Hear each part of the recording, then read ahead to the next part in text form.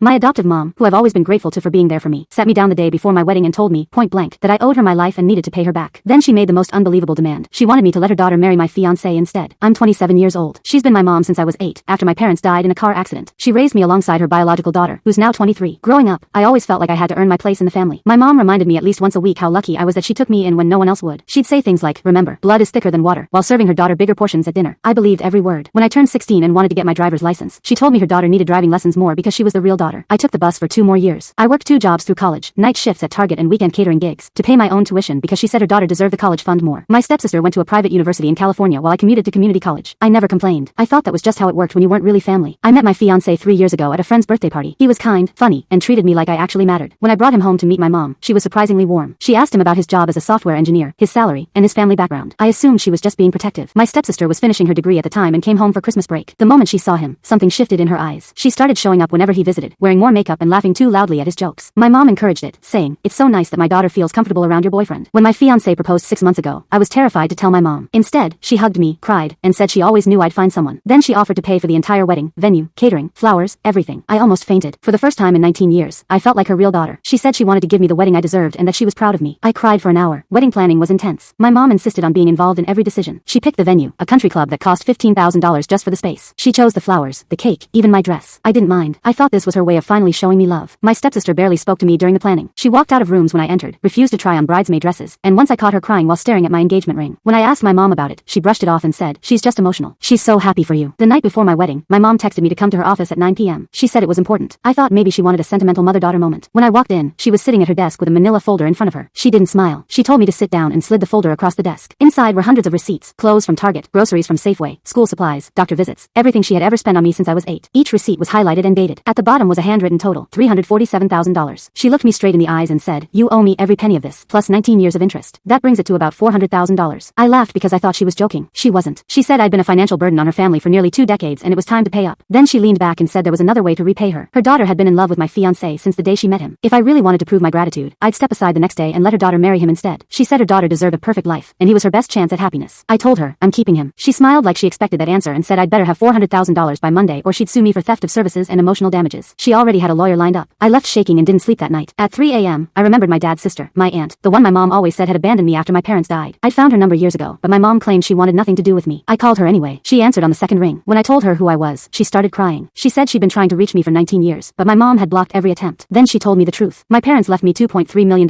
in a trust fund. My mom had been managing it the entire time. My aunt had been fighting her in court to get access to me because she believed my mom was stealing from it. She was right. My mom had been draining my inheritance for years while making me believe I was a burden.